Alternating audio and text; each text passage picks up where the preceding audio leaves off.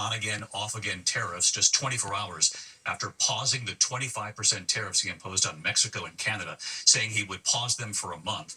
Tonight, the president is now threatening Canada with a tariff up to 250% on dairy and lumber. And tonight, what American builders say this could do immediately to the cost of construction and homes here in the U.S. Rachel Scott at the White House tonight. Just 24 hours after declaring a temporary truce in his trade war with Canada and Mexico, President Trump today with a new tariff threat, announcing plans to impose a hefty new tax of up to 250% on all lumber and dairy coming into the United States from Canada. Canada has been ripping us off for years on tariffs for lumber and for dairy products. This is Canadian. Trump says the new tariff could take effect as soon as today and comes in response to the up to 250% tax Canada puts on imports of American dairy and lumber. They make it impossible for us to sell lumber or dairy products into Canada. Economists warn that Trump's higher tariffs, particularly on lumber, could cause real pain here in the U.S. That 30% of the lumber we use comes from Canada, and home builders and construction firms would bear the cost, passing it along to consumers by raising home prices. Eli Blifford owns a lumber yard in Milwaukee. It's hard on home builders. It's hard on prospective home buyers. It isn't good for anybody. The National Association of Home Builders says even a 25% tariff on Canadian lumber would add up to $10,000 to the cost of building a new single-family home. Trump's new threatened tariff could be many times larger. Experts say it will likely result in higher home prices.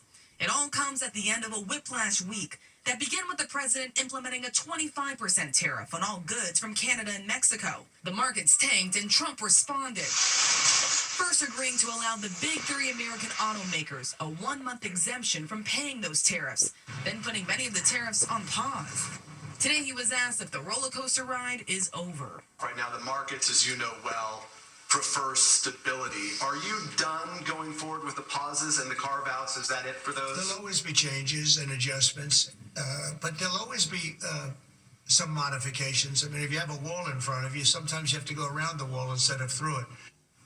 And David, it has been a week of whiplash. First, the president imposing those tariffs, then providing exemptions for tariffs, then pausing them, and now that new threat of additional tariffs on Canada imports. Now, of course, it's unclear when or if those are going to go into effect, David. And, of course, tracking the wild swings in the market all week long. Rachel Scott at the White House. Rachel, thank you. We turn tonight to 2 active-duty soldiers and an Army veteran now under arrest tonight, accused in an alleged plot to sell U.S. military secrets to China. And authorities say they have video. Here's Pierre Thomas. The FBI claims this surveillance photograph shows an active-duty Army soldier secretly using his phone to take pictures of sensitive military information with the goal of sending it to China. Tonight, Jin Zhao is accused along with another active-duty soldier at a military base in Washington State and an Army veteran of engaging in a conspiracy to betray their country and profit from selling secrets to the People's Republic of China. The information that is at risk here is information that identifies the United States military's capabilities, plans and intentions. The FBI suspects the men pilfered an encrypted military computer, 20 hard drives, some classified as secret and top secret, and shared details about U.S. armored vehicles and a sophisticated long-range missile system known as HIMARS, now being used in Ukraine. The men who were arrested Thursday, reflective of a disturbing new pattern. Since 2021, at least 13 U.S. intelligence and current and former members of the U.S. military have been charged with trying to sell secrets to China.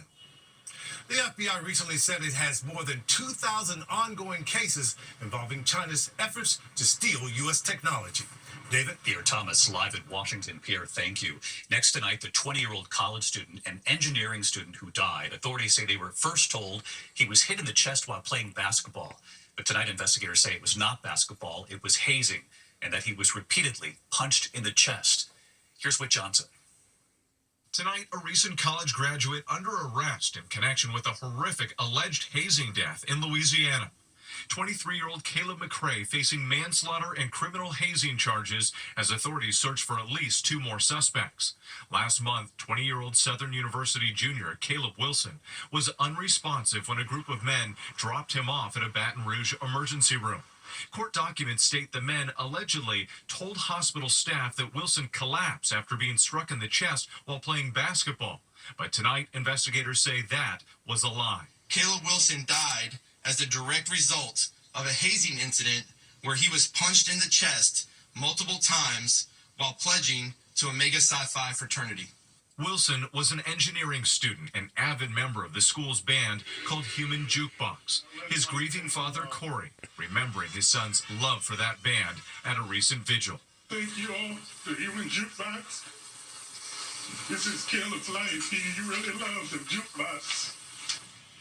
And David, we've just learned the suspect, Caleb McRae, is a member of the Army National Guard. His attorney says he maintains his client's innocence. David Whit Johnson back with us tonight. Whit, thank you. Tonight, the Trump administration has canceled $400 million in federal grants to Columbia University, accusing them of failing to protect Jewish students from harassment. Columbia University here in New York City was a hotbed of protests after the October 7th Hamas terror attack and Israel's response. The university tonight saying it is committed to combating anti-Semitism. UC Berkeley, the University of Minnesota, and Northwestern, among other universities, now under investigation over a potential lack of efforts to protect students from anti-Semitism. When we come back here tonight, the measles outbreak widening in the U.S. tonight. We'll have the map for you and where these cases are spreading. Also, why so many eyes tonight are closely watching a live nest cam at this hour. We'll show you. Will the eaglet come in just the next few hours? And look at this tonight. Winds gusting to 65 miles per hour in the East, planes rocking back and forth coming in for landing.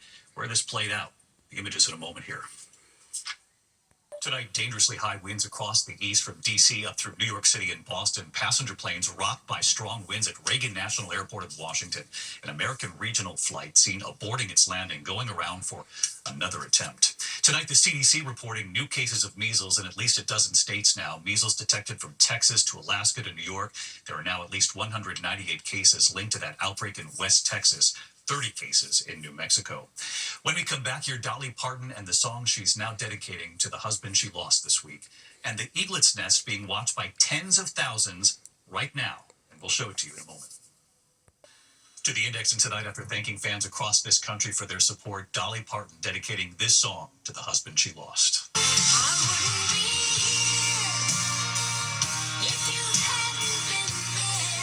Song, If You Hadn't Been There, paying tribute to her husband of nearly 60 years, Carl Dean.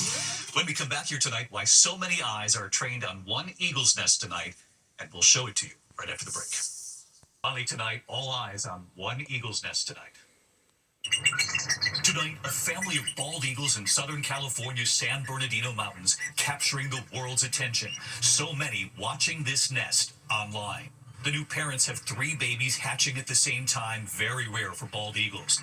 The nonprofit Friends of Big Bear Valley tracking them with a 24-hour solar-powered camera. Naming the mom and dad Jackie and Shadow.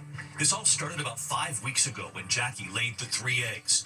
The 2 taking turns keeping the eggs warm, dad sitting on them, and then mom flying in to take over. Just this week on Sunday, the first crack in an egg on the far right. By Monday, 2 of the eggs beginning to hatch, the beaks poking through. You could hear them chirping as we reported right here. Our KABC station in Los Angeles live on the air as they began to hatch. There it is. There it is. Hey, we've got an eagle, ladies and gentlemen. An eaglet has just come out of the egg. And just yesterday, the 3rd and final egg beginning to crack. So on this Friday night, the baby eaglet watch continues, waiting for the 3rd and final eaglet to hatch. And we'll keep you posted. And I'll see you a short time from now for a special 2020 tonight, 9 p.m. Eastern. Our cold cases suddenly about to be solved across this country. You'll see 2 cases solved right before your eyes. Here's a preview. I'll see you at 9. Good night. Tonight, David Muir reporting. We take you inside 2 cases. A mother just 19 years old. She was trying to protect her daughter. She fought like hell. Another case is a beloved teacher, her whole future ahead of her. Mysterious cold cases. It gives you chills even today. Yes. What links both of those cases is the cutting-edge forensic technology inside this lab. It sounded like science fiction at the time. Can they be solved? You'll see it unfold right here as they unmask the killer in both cases. Catching the Killers 2020 tonight on ABC.